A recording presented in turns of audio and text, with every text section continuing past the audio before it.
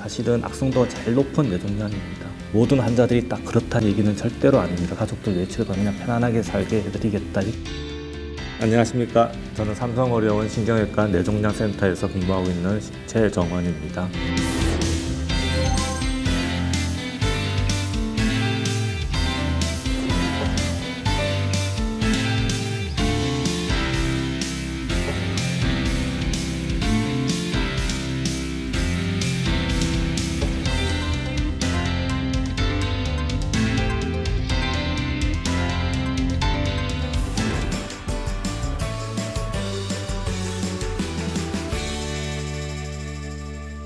뇌종양이라 하면 뇌라든지 뇌를 둘러싸고 있는 껍질이 있는데 거기서 이제 이상세포들이 이 세포 분열을 통해서 증식을 해서 덩어리를 형성하고는 그런 통칭하는 경우가 되겠습니다.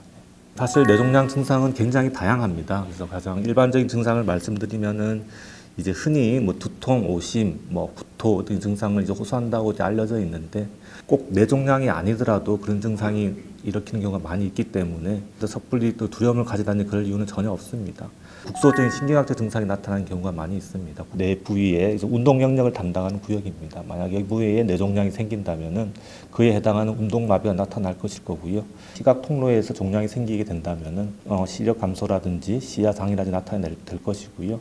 더 뇌 바닥에 있는 후각신경에서 자라는 뇌종양이 자란다면은 후각을 상실하다든지 그런 증상이 나타나게 될 것이고요. 뇌종양 생기는 위치에 따라서 각각 나타나는 신경학 증상 매우 다양합니다. 일상생활을 하면서 누구나 살든지 두통이라든지 오심이라든지 생길 수 있는 증상입니다. 그런 증상이 지속적인 경우 또는 어떤 신경학적 증상, 마비라든지 소리가 안 들린다든지 어떤 그런 증상이 지속적으로 있는 경우에는 가까운 병원을 방문하셔서 뇌 영상을 촬영해보는 것을 권해드립니다.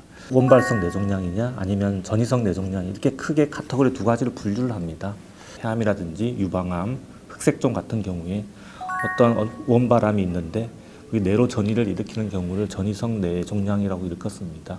뇌라는 조직은 굉장히 혈관 불포도 많이 그렇기 때문에 그에 따라서 뇌 전이를 굉장히 잘 일으키는 분이기 때문에 그렇게 카테고리 하나를 분류를 하고 있고요. 뇌 자체 조직에서 세포에 이상이 생겨서 종양으로 발생하는 경우가 있는데 그런 경우를 흔히 우리 원발성 뇌종양 이렇게 말하고 있습니다. 또 이 원발성 뇌종양을 또 세부적으로 좀 살펴보면요. 사실 양성 뇌종양, 악성 뇌종양 이렇게 두 가지로 다시 분류할 수가 있습니다. 양성 뇌종양에는 흔히 뇌수막종이 제일 대표적인 질환일 거고요. 그 다음에 그 외에도 신경초종이라든지 또는 뇌하수체 선종, 그걸 대표적으로 얘기를 할 수 있고요. 악성 뇌종양, 흔히 뇌암이라고 얘기할 수는 있겠죠. 그는 제일 대표적인 질환이 신경교종입니다. 신경교종의 가장 대표적이라 할 수 있는 교모세포종이라든지 그런 수모세포종이라든지 여러 가지 또 악성 뇌종양이 또 분류가 되고 있습니다. 흔히 소아에서 생기는 이제 악성 종양이 제일 대표적인 거는 소뇌에서 잘 발생하는 수모세포종이라든지 성인 같은 경우에는 제일 흔히 발생하는 악성 뇌종양은 교모세포종입니다. 성별에 따라서 흔히 뇌수막종 같은 경우에는 여성에게 조금 더 호발한다고 알려져 있고요. 그렇지만 남성에서 발생하는 경우에는 예후는 조금 더 불량한 것으로 알려져 있습니다. 그래서 성별과 나이라든지 뇌종양이 발생하는 종류라든지 타입은 다 조금씩 차이가 있습니다.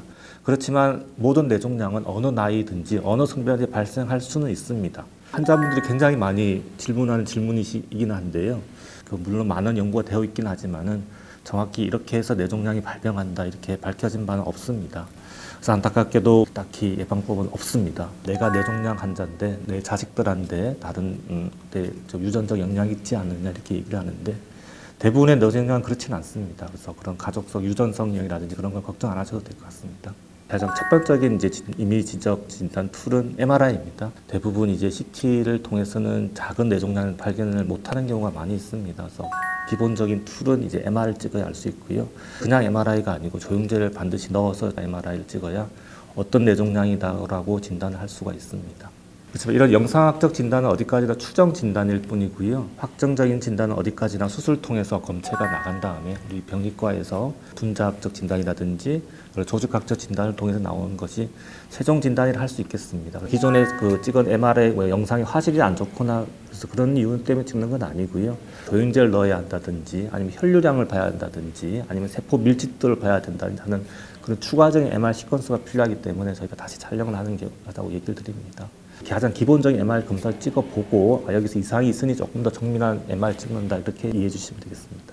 우리가 흔히 뇌종양이 발견됐다고 해서 반드시 전부 다 치료해야 되느냐, 그건 아닙니다. 주기적인 MRI 뭐 1년마다 한 번씩이라든지 2년마다 한 번씩이라든지 이렇게 치료하지 않고 쭉 그냥 경과 관찰하는 경우도 많이 있습니다. 대표적인 경우가 양성 뇌수막종이라든지 증상이 없는 뇌하수대 선동이라든지 같은 경우에는 환자가 특별한 증상이 없으면 그냥 이미지로만 추적 관찰만 쭉 하게 됩니다. 하지만 어떤 증상이 있다든지 그 사이즈가 계속 증가한다든지 그럴 경우에는 이제 치료를 필요하려 하게 되죠. 제일 대표적인 이제 뇌종양 치료법은 수술이 되겠습니다. 정상적인 뇌 조직은 손상을 최소화하고 자연적인 있는 그런 틈새 사이를 통해서 이제 현미경이나 내시경을 통해서 그 틈을 통해서 종양에 접근해서 종양을 제거하는 게 목표고요. 수술 전에 그 기능적 MR이라든지 뭐 내비게이션 MRI, 뇌항법 장치라든지 그런 걸 통해서 정상적인 뇌 조직을 최소화하면서 뇌종양에 도달할 수 있는 여러 가지 첨단 기기가 많이 동원되고 있습니다. 방사선 치료에는 뇌 전체에다 방사선을 일반적으로 쬐는 공식적인 방사선 치료법이 있고요. 하나는 이제 방사선 수술이라 그래서 이제 감마 나이프라든지 사이버 나이프라든지 국소적으로 방사선을 쬐는 크게 두 가지로 분류할 수 있겠습니다. 물론 어떤 방식으로 적응하냐에 따라 뇌종양 종류에 따라 다 다르고요. 각기 장단점이 있습니다. 전이성 뇌암이라든지 아니면 교모세포증이라든지 이런 악성 뇌종양의 경우에 이제 항암 치료를 하는 경우가 많이 있는데, 뇌는 혈내 장벽이라 그래가지고 우리 어떤 혈관 속에 있는 물질이 뇌로 잘 침투하지 못하게 하는 장벽 같은 게 하나 있습니다. 그래서 항암 치료를 하기 위해서는 약이 잘 투과를 해야 되는데 오히려 이런 장벽이 치료에 방해가 되는 요소가 작용하게 됩니다. 항암 치료는 뇌에서 다른 장기에 비해서 굉장히 그 효과가 조금 좋지는 못합니다. 하지만 최근에는 이런 한계를, 이런 혈내 장벽을 뚫기 위한 여러 가지 시도를 하고 있고요. 뇌종양 있는 부위에 초음파를 집속을 시켜서 혈내 장벽을 뚫어서 약물이 잘 침습을 하게끔 해서 초음파 집속 장치를 이용하는 최신 장비를 또 도입을 하였고, 앞으로는 조금 더 많이 환자들에게 도움이 될 거라고 생각하고 있습니다. 뇌종양 있는 위치에 따라 발생할 수 있는 신경학적 합병증은 다양합니다. 희생을 감수하면서 수술을 할 수밖에 없는 이유는 결국 그 기능은 점차 안 좋아질 거기 때문에 수술 통해서 그 종양을 적출해야만 앞으로 악화를 방지할 수 있고요. 일단 제거하고 나면 다시 점차 돌아옵니다. 기능 돌아오고. 그리고 수술 중에 그러한 기능을 최대한 보존하기 위해서 각종 방법을 많이 동원합니다. 그래서 그런 부위는 우리가 보존을 해서 수술 적출을 하게 되고요. 더 많은 수의 환자분들은 합병증이, 후유증이 생길 수 있는 것보다는 수술 전에 가졌던 불편한 증상이 더 좋아지는 경우가 더 많이 있습니다. 전 세계적으로 그렇게 WHO 분류법을 인해서 4등급으로 구분하는데요. 1등급은 양성 종양이고요. 4등급은 악성 뇌종양입니다. 2, 3등 그 사이에 있는 종양을 생각하시면 되겠고요. 그래서 1등급 뇌종양 같은 경우 수술을 통해서 전적출했다. 이 환자분들은 저희는 거의 완치로 봅니다. 그에 반해서 4등급, 제일 대표적인 게 이제 교모세포종 같은 경우인데 수술로 다 절제를 하고 항암 방사선 치료를 다 하더라도 다시 뇌종양 재발하는 경우 흔히 보게 되고요. 교모세포종 환자의 평균 생존 기간은 15개월 정도로 알려져 있습니다. 어떤 분들은 그런 불량한 예후 때문에 아예 치료를 거부하시는 분들도 계십니다. 치료를 해야 10년, 20년을 생존할 수 기대를 할 수 있기 때문에 저희가 치료를 권해드리는 거고, 치료를 하지 않으면은 굉장히 환자분들 고통스러운 삶을 이제 마감하게 될 거기 때문에 예후가 불량한 뇌종양이지만은 적극적으로 치료할 걸 권해드리는 바입니다. 뭐 뇌종양의 종류에 따라서 수술 방법, 어디 있는 부위를 수술하냐에 따라 천차만별이긴 합니다. 궤도술을 통해서 끝난 수술 같은 경우에는 보통 입원 기간은 일주일 정도 계십니다. 일반적인 생활이라든지 그런 건 2, 3주 내에 복귀 가능하십니다. 굉장히 고난이도 수술이라든지 신경학적 합병증이 발생한 경우에 입원 기간은 당연히 더 길어지게 됩니다.